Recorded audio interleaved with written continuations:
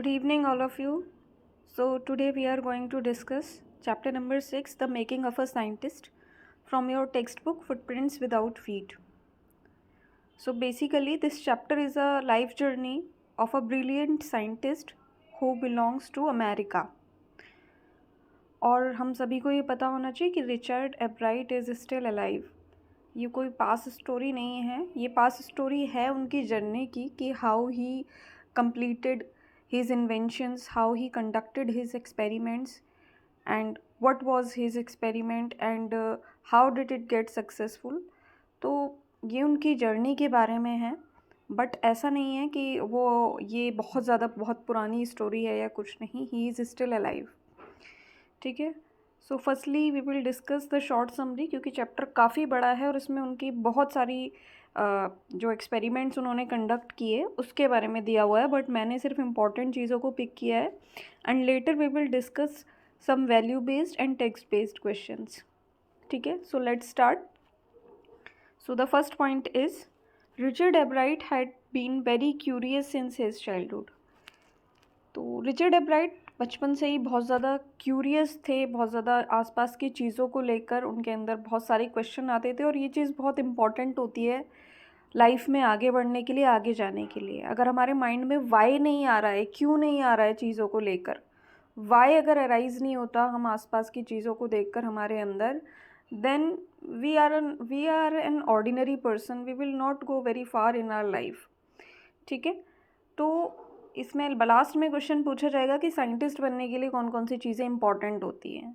तो यहीं से आप ध्यान रखिए कि साइंटिस्ट बनने के लिए जो फर्स्ट जो नीड है वो है क्यूरियोसिटी, कि आप अपनी आसपास की चीज़ों को लेके क्यूरियस हैं या नहीं है. ये ऐसा है तो क्यों है, why is it so, why is that so. आपके अंदर क्वेश्चंस आते हैं या नहीं. ठीक है. He was interested in collecting rocks, fossils, butterflies etcetera. बचपन से ही उनको शौक था चीज़ों को कलेक्ट करने का. अब देखिए क्यूरियोसिटी है तो क्यूरियोसिटी हमें कहाँ ले जा रही है कि बचपन से, भाई बचपन में हम बहुत ज़्यादा एक्सपेरिमेंट नहीं कर सकते जब हम छोटे होते हैं. तो when he was a child he used to collect objects like rocks, fossils, butterflies etcetera. तो इन चीज़ों को उनको कलेक्ट करने का शौक था. तो हमें पता चल रहा है कि इस पर्सन के अंदर बचपन से ही साइंटिफिक क्यूरियोसिटी है. नेक्स्ट है, क्योंकि चैप्टर का नाम क्या है, the making of a scientist.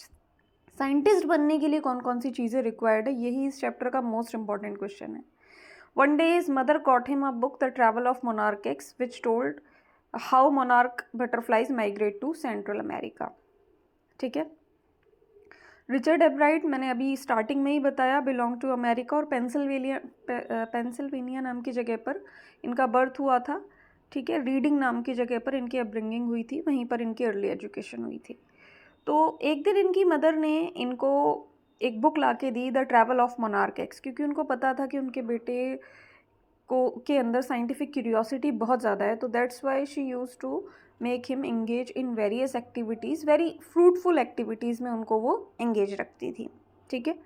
तो अब इस बुक में क्या लिखा हुआ था, इस बुक में ये लिखा हुआ था कि जो मोनार्क बटरफ्लाइज होती हैं वो सेंट्रल अमेरिका माइग्रेट करती हैं. हम सभी जानते हैं कि बहुत सारी बर्ड्स भी वेदर चेंज होने की वजह से दूसरी जगह जाती हैं. जिस जगह बहुत ज़्यादा ठंड बढ़ जाती है तो उस जगह को छोड़कर बर्ड्स भी माइग्रेट करते हैं, क्योंकि वो इतनी ठंड में सर्वाइव नहीं कर सकते. सो इन द सेम वे इस बुक में दिया हुआ था कि मोनार्क बटरफ्लाइज माइग्रेट करती हैं कहाँ, सेंट्रल अमेरिका. इस बुक के ऑथर कौन थे, the author of the book Frederick A Urquhart asked the authors to take the butterflies to see how the monarch butterflies migrate to America. और इस book के जो ऑथर थे उन्होंने अपने रीडर्स को, लास्ट पेज पर उन्होंने अपने रीडर से अर्ज की, उन्होंने ही आस्क्ड हिज रीडर्स कि भाई हमें ये देखना है कि बटरफ्लाइज माइग्रेट कैसे करती है अमेरिका, या ये इस फैक्ट को उन्होंने जस्टिफाई करने के लिए, इस फैक्ट पे उन्होंने रिसर्च करने के लिए अपने रीडर्स से कहा कि आप बटरफ्लाइज को टैग करिए. ठीक है. एक छोटा सा टैग बटरफ्लाइज के ऊपर आप लगा दीजिए, और इन बटरफ्लाइज, उस टैग पर क्या लिखा होता था कि जिसको भी ये बटरफ्लाई मिले वो इस टैग को निकाल कर डॉक्टर अर्कहर्ट को भेज दे, जगह भी मेंशन कर दे कि कहाँ पे उस बटरफ्लाई को रिकैप्चर किया गया. इस प्रोसेस के लिए रिचर्ड ने बहुत मेहनत करी। उन्होंने बहुत सारी बटरफ्लाइज को कैच किया। हालांकि बटरफ्लाई कैच करना हम सभी जानते हैं बचपन में कितना टफ काम रहता है। हम सभी ने कभी ना कभी बटरफ्लाइज को पकड़ने की कोशिश करी होगी, and we all know very well that it is a tough job. तो लेकिन फिर जो रिचर्ड थे उन्होंने क्या किया, जब बटरफ्लाई पकड़ना टफ हो गया तो उन्होंने घर में ही बटरफ्लाइज को रेज करना शुरू किया, उनके एग्स को। देन वो जो प्रोसेस होता है कैटरपिलर प्यूपा, उस प्रोसेस के तहत उन्होंने बटरफ्लाइज को ही रेज्ड बटरफ्लाइज, और उसके बाद उन्होंने उनको टैग करना शुरू किया। बहुत टाइम उन्होंने इसमें दिया, लेकिन कुछ टाइम बाद उन्होंने क्या देखा कि not many butterflies were recaptured. बहुत सारी बटरफ्लाइज रिकैप्चर्ड नहीं हुई हैं, ठीक है, क्योंकि बटरफ्लाइज जो है उनको बहुत बहुत कम ही लोग रिकैप्चर कर पाते थे और बहुत कम ही टैग डॉक्टर अर्कहार्ट के पास पहुंचते थे। तो उसके बाद उन्होंने इसको he stop doing this work. Then in the 7th grade he lost in the science fair as he showed slides of frog tissues. अब वो साइंस में इंटरेस्टेड थे, तो उन्होंने क्या किया कि जो साइंस प्रोजेक्ट बनता था उस साइंस प्रोजेक्ट में उन्होंने पार्टिसिपेट किया। He made a project and he showed it in the science fair, county science fair. County का मतलब रीजनल, ठीक है। तो वहाँ पर उन्होंने अपना साइंस प्रोजेक्ट शो किया, और उन्होंने क्या शो किया, फ्रॉग के जो टिश्यूज़ होते हैं उसकी स्लाइड्स को उन्होंने शो किया, बट वो हार गए, ठीक है। अब जब वो हार गए तो ऐसा नहीं है कि उन्होंने गिव अप कर दिया कि नहीं यार मैं तो हार गया, no I am not going to do this again, I got failed, I lost it, है ना। उन्होंने हार नहीं मानी। जब वो हार गए तो उन्होंने अपनी हार से सीखा, और ये बहुत इंपॉर्टेंट चीज़ है कि उन्होंने अपनी हार से, अपने फेलियर से क्या सीखा। उन्होंने सीखा कि he needed to conduct real experiment, कि अगर उन्हें जीतना है तो उन्हें रियल एक्सपेरिमेंट करके दिखाने होंगे। सिर्फ स्लाइड शो करने से कुछ नहीं होगा, रियल कुछ एक्सपेरिमेंट उन्हें करके दिखाना पड़ेगा, लाइव।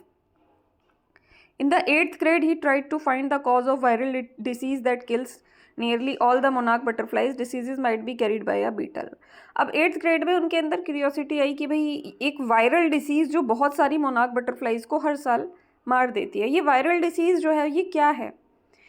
और उनको ऐसा उनको लगा कि ये जो वायरल डिसीज़ है ये बीटल्स के द्वारा कैरी की जाती है, क्योंकि कोई भी वायरस होता है कोई ना कोई इंसेक्ट उसको कैरी करता है। जैसे बहुत सारे इंसेक्ट, मक्खियाँ, फ्लाइज कैरी करती हैं, बहुत सारे इंसेक्ट, मच्छर जो है वो कैरी करते हैं, ठीक है, बहुत सारे वायरसेस को। तो इसमें क्या है, इनको ऐसा लगा कि जो मोनार्क बटरफ्लाइज के अंदर जो डिसीज़ है, जो बीमारी है जिसकी वजह से हर साल इतनी संख्या में उनकी डेथ हो जाती है, एक बीटल इसको कैरी करता है। लेकिन इसके ऊपर उन्होंने रिसर्च करी, बट उन्होंने लास्ट में पाया कि ऐसा नहीं था, रिजल्ट्स उनको नहीं मिल पाए, बट उन्होंने अपना एक्सपेरिमेंट वहाँ पे शो किया, और ये एक अच्छा एक्सपेरिमेंट था बटरफ्लाइज की फील्ड में, और रियल एक्सपेरिमेंट था, दैट्स वाई ही वन।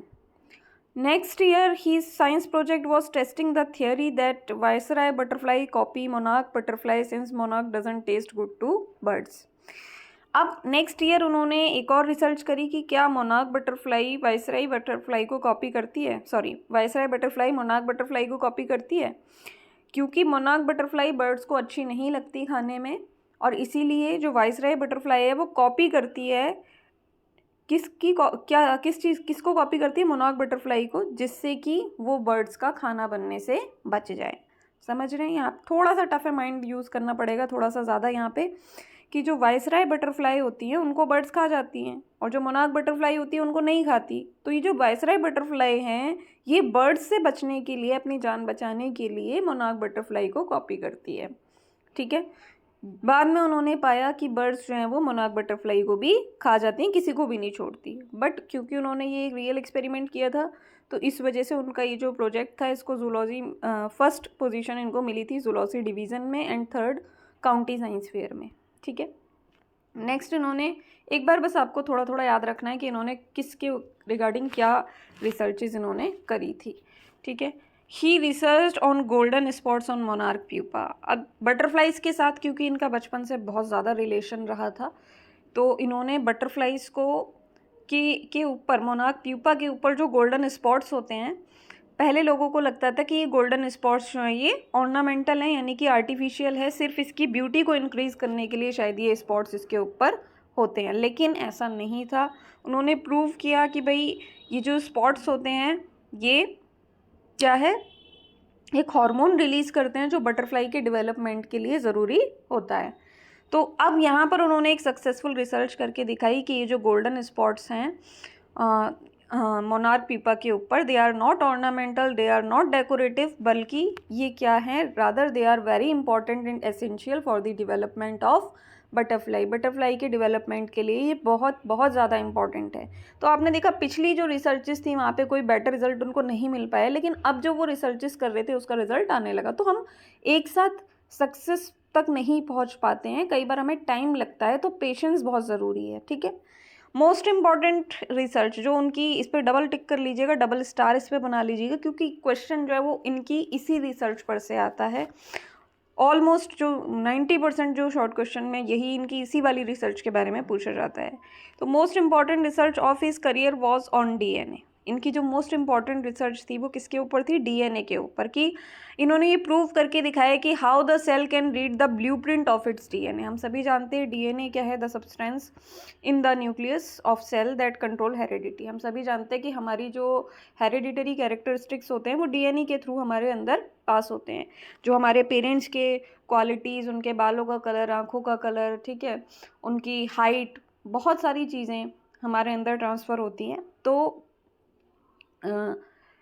जो डीएनए है वो इसके लिए रिस्पॉन्सिबल है। DNA is the blueprint for life, और उन्होंने प्रूव करके दिखाया कि how the cell can read the blueprint of its DNA. ठीक है, तो ये इनकी मोस्ट इंपॉर्टेंट रिसर्च है, इसके बारे में हमें याद रखना है, इसके लिए ये जाने जाते हैं। ठीक है, स्टार्टिंग में जो उनकी रिसर्चेस थी बहुत छोटी छोटी थी, कई बार उसका बहुत फ्रूटफुल रिजल्ट भी नहीं निकल पाया, कई बार उनको लगा कि ऐसा होता है, बट ऐसा नहीं होता था। स्टिल उन्होंने एक्सपेरिमेंट कंडक्ट किए, करते रहे, और एट लास्ट उन्हें रिजल्ट मिला। ठीक है, कहाँ पहुँच गए वो, डीएनए रिसर्च पर पहुँच गए। नाउ ये शॉर्ट समरी थी। अब इसके बाद हम देखते हैं कि भाई क्वेश्चंस कैसे आ सकते हैं। क्वेश्चंस आ सकते हैं, qualities for making a scientist. Scientist बनने के लिए कौन कौन सी क्वालिटीज़ ज़रूरी हैं, मैंने यहाँ पे पॉइंट वाइज लिखा है। You have to write in sentences, ठीक है, you have to make sentences from these points. लेकिन अगर आप इन पॉइंट्स के सेंटेंसेस बना लेंगे तो you will cover up a long question और a short question as well easily. ठीक है, सो साइंटिस्ट बनने के लिए पहली क्वालिटी क्या है, फर्स्ट रेट माइंड। आपका माइंड जो है वो फर्स्ट रेट माइंड होना चाहिए, मतलब कि आपका आईक्यू लेवल बहुत अच्छा होना चाहिए, आपका जो माइंड है, जो ब्रेन है आपका, वो बहुत एक्टिव ब्रेन होना चाहिए साइंटिस्ट बनने के लिए। दूसरा, क्यूरियोसिटी आपके अंदर होनी चाहिए कि भाई ऐसा हो रहा है तो ऐसा क्यों हो रहा है, क्या इसका रीज़न ये तो नहीं है। जब आप रिसर्च करेंगे कि कहीं इस चीज़ का रीज़न ये तो नहीं, जैसे रिचर्ड एब्राइट ने वायरल डिसीज़ के ऊपर कि भाई कहीं ये वायरल डिसीज़ बीटल्स तो नहीं कैरी करते, क्या वाइसराय बटरफ्लाई मोनार्क बटरफ्लाई को कॉपी करती हैं। ठीक है, तो जब आपके अंदर क्वेश्चंस आएंगे, क्यूरियोसिटी होगी चीज़ों को जानने की, तभी तो आप रिसर्च करेंगे। हार्ड वर्क, कई बार हम रिसर्च करते रहते हैं, फेल हो जाते हैं, फिर रिसर्च करनी पड़ती है, तो हार्ड वर्क बहुत ज़्यादा ज़रूरी है। पॉजिटिव कॉम्पिटिटिव स्पिरिट, उनको कॉम्पिटिटिव स्पिरिट थी लेकिन पॉजिटिव कॉम्पिटिटिव, मतलब हम दूसरे से कॉम्पिटिशन तो कर रहे हैं कि मुझे सबसे आगे जाना है, बट किसी का हम बुरा नहीं कर रहे, हम अपना बेस्ट दे रहे हैं, बट दूसरों से हम जेलसी फील नहीं कर रहे, एनवियस फील नहीं कर रहे। लर्निंग फ्रॉम फेलियर, अपनी फेलियर से सीखना, ये भी एक साइंटिस्ट बनने की क्वालिटी है कि हम अपनी फेलियर से सीख पा रहे हैं। ये नहीं कि हम गिव अप कर दें, या फिर जो जीत गया हम उसको बुरा भला कहने लगें, या फिर हम डिसाइड कर लें कि no I am not going to do this again, दोबारा से मैं कोई रिसर्च नहीं करूँगी। ठीक है, तो ये सब चीज़ें नहीं, हमें फेल हो गए, फेलियर से सीखना है। जैसे एडिसन कहते थे कि उन्होंने कई बार बल्ब बनाना चाहा, बट वो बल्ब लास्ट में बहुत एफर्ट्स करने के बाद वो बना पाए। ठीक है, तो उन्होंने कहा कि जब भी मैं फेल होता हूँ तो मुझे ये पता चलता है कि कौन से ऐसे तरीके हैं जिनसे बल्ब नहीं बनाया जा सकता। ठीक है, तो अपनी फेलियर से सीखना, पेशेंस फॉर कंडक्टिंग एक्सपेरिमेंट। ठीक है, एक साइंटिस्ट के अंदर पेशेंस होना चाहिए कि वो बार बार किसी चीज़ के ऊपर एक्सपेरिमेंट कंडक्ट करते रहें। पॉजिटिव लर्निंग एनवायरनमेंट, यहाँ पे बहुत ज़रूरी है कि आपका जो एनवायरनमेंट है, लर्निंग एनवायरनमेंट है, वो पॉजिटिव हो। ठीक है, अगर रिचर्ड एब्राइट की मदर उनको मना करती किन चीज़ों में लगा हुआ है, पढ़ाई पे ध्यान दे, ये सब, या उनको वो टूल्स या ऑब्जेक्ट्स नहीं ला के देती जो उनके लिए ज़रूरी है, या एनकरेजमेंट उनको स्कूल से नहीं मिलता, तो शायद वो इतनी इस हाइट पर नहीं पहुंच पाते। तो एक पॉजिटिव लर्निंग एनवायरनमेंट, एक सपोर्टिव पर्सन, ठीक है, एक अच्छा एटमॉस्फेयर ज़रूरी है। नेक्स्ट क्वेश्चन है रोल ऑफ हिज मदर। ठीक है। पेरेंट्स के ऊपर बहुत क्वेश्चन आ रहा है आपका कि पेरेंट्स का क्या रोल है। आपने देखा होगा अभी आपकी फर्स्ट फ्लाइट वाली जो बुक है उसमें से भी क्वेश्चन आया था कि पेरेंट्स हमारे अल्टीमेट रोल मॉडल्स होते हैं, और 2 चैप्टर्स का रेफरेंस देके, सीगल वाले चैप्टर का रेफरेंस देकर पूछा गया था, और एन फ्रैंक वाले चैप्टर का रेफरेंस, सॉरी अमेंडा वाले चैप्टर का रेफरेंस देके पूछा गया था कि पेरेंट्स रोल मॉडल कैसे हैं, आप इनका रेफरेंस देके बताइए। तो इस चैप्टर में से भी पूछा जा सकता है, ठीक है।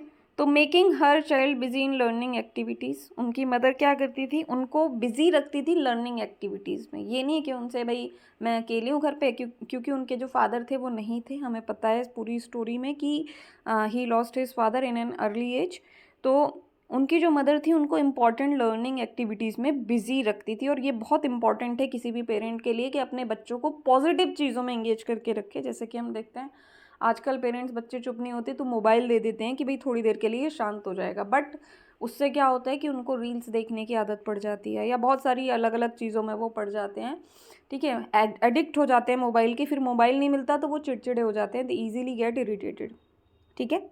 गॉट हिम बुक्स, उनकी मदर उनको बहुत अच्छी अच्छी बुक्स ला के देती थी, कैमरा, टेलीस्कोप, माइक्रोस्कोप, ये सब चीज़ें ला के देती थी, क्योंकि उनको पता था कि उनका बेटा जो है वो एस्ट्रोनॉमी में भी इंटरेस्टेड है। पूरी पूरी रात रिचर्ड एब्राइट जो थे वो आसमान को देखते रहते थे, तो इसीलिए उनकी मदर ने उनको टेलीस्कोप ला के दिया कि भाई ये इसकी हेल्प से देखे, ठीक है। तो टुक हिम ऑन टूर्स, उनकी मदर उनको टूर्स पे ले जाती थी, ठीक है। Supported him as a friend, और उनकी मदर उनको एज अ फ्रेंड हमेशा सपोर्ट करती थी, एक फ्रेंड की तरह अपने बेटे के साथ वो रहती थी, खेलती थी, टाइम स्पेंड करती थी, क्योंकि अपने घर में वो 2 ही लोग थे, ठीक है। There were only 2 members in his family.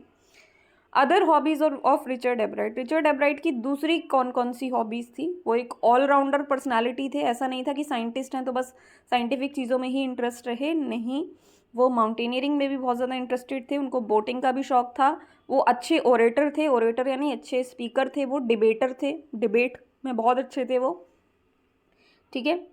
Outdoor games उनको खेलना पसंद था, चीज़ों को कलेक्ट करने का उनको बहुत ज़्यादा शौक था। तो यही सब चीज़ें आपको लिखनी है कि what other hobbies did Richard Ebright have, तो Richard Ebright had these hobbies that are given below, ठीक है। तो with this I hope we will cover 90% questions from this chapter.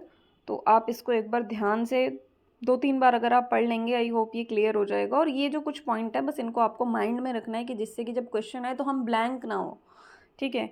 Since we have lack of time in our exam, है ना, तो तुरंत अगर हमारे माइंड में पॉइंट्स होंगे तो we will write our answers very quickly. तो इन चीज़ों को आप ध्यान में रखिए, माइंड में रखिए। फैक्चुअल चैप्टर है कुछ, इसलिए मैंने इसको समराइज़ किया है कि जिससे जो इनकी इंपॉर्टेंट रिसर्चेज है, कब कब उन्होंने क्या क्या किया, ये सब आपके माइंड में सीक्वेंस वाइज रहे। क्योंकि मैं समरी सर्च कर रही थी इसकी, तो समरी कहीं भी मुझे कंप्लीट समरी उसकी नहीं मिली sequence wise, that's why I myself have prepared the summary and the questions as well, ठीक है। So prepare well and best of luck for your exam.